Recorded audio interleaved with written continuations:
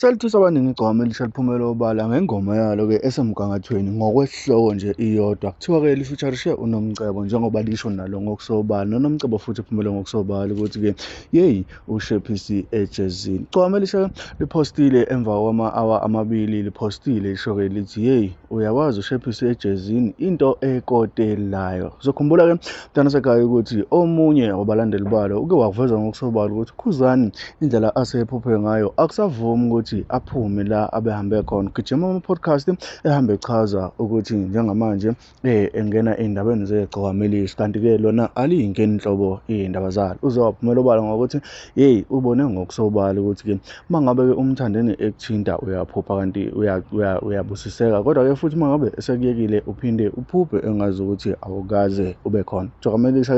Igcwama elisha-ke liphumele obala lathi uyawazi uShephy ejezini into ekotelayo. Babeke abantu sebesuggest ukuthi igcwama elisha ngabe litalabha yena-ke umbangwalo uKhuzani. Cha, mina ngokwami ngiyayiphikisa leyo. Igcwama elisha lijwayele ukuthi lidedele iy'hloko ey'fana nalezi, kodwa-ke ey'suke zingewona umtalabho, ey'suke ziphusha le agenda yakhe yokuthi-ke abe enze ingwiji khwebu makuzwala ngasey'hlokweni. Umlandeli wegcwama elisha obekhuluma uthena. Hey, yabona ngempela makuthiwa okungapheli kuyahlola. Hey, ngifunda enye into lapha ngesimo sokuphupha kaKhuzani ukuthi yabona ungayilanda into esithwalo uthwale wenze konke, kodwa yabona mase kufikela khona ukuthi usuphuphile iyaphupha into isifuna ukuvuselelwa. Hayi kubukanisa nabantu. Waphupha uKhuzani, waphupha. Yabona ngiyambheka manje mangibheka nama-post yale nsizwa esihamba ikhuluma-ke manje indaba zabantu. Usehamba etshela abantu-ke manje ukuthi ubani imanager kaMthandeni. Hayi kuphelile ngoKhuzani manje. Yabona ngempela akasazi. Usahamba manje enza ama-podcast manje efuna ukutshela abantu ukuthi ubani imanager kaMthandeni, kwenzakalani. Ngithi waphupha uKhuzani wey'ngane zakwethu.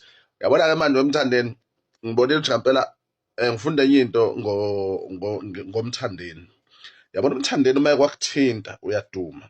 Yabona uMthandeni uma lokho ekuthinta igama lakho uyakudumisa. Futhi uma ekuziba uyaphupha uMthandeni uma ekuziba. Ngibheka lento eyenzakalayo. Yabona uMthandeni uzibe uKhuzani. Yabona uKhuzani waphupha. Yabona waphupha. Akasazi enzeni manje, uzama konke manje ekhuluma indaba ukuze ezonakeka. Waphupha. Ngifunda enye into ngempela ukuthi uMthandeni uyawazi ukubuyisa umuntu egemini, ekudumisa. Futhi uMthandeni uma kwakuyeka uyaphupha. Yabona waphupha. Yabona uMthandeni le album azoyikhipha uMthandeni uma ekwakuziba Khuzani uMthandeni wangasho lutho kwena engomeni zonke, mhlambe ekunikeze nje umphako, uzobe nje kuphelile ngawe ngoKhuzani.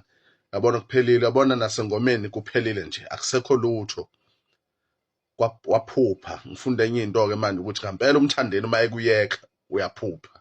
Uyakuphuphisa uMthandeni, uyaphuphisana nje ngokukuziba kwakhe ekuziba. Ngicathi uMthandeni yabona uKhuzani manje sekuwumuntu ukuthi uma uzokhipha i-album leyo uzoyikhipha umnikeze umphako nje, umnike umphako nje, ebone umphako ukuthi umenzani.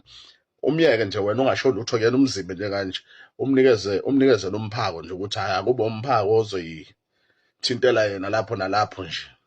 Ake ngizuvula lakho umlaleli wami ngalolu daba. Ukuthi kuthini ukuphawula kwakho, ungakhohlwa ukulike, wenze sure ukuthi uyasubscribe bese uyashare ukuze nabanye befike nombono wabo. Ngiyabonga ithuba. Hlangana kwividiyo elandelayo.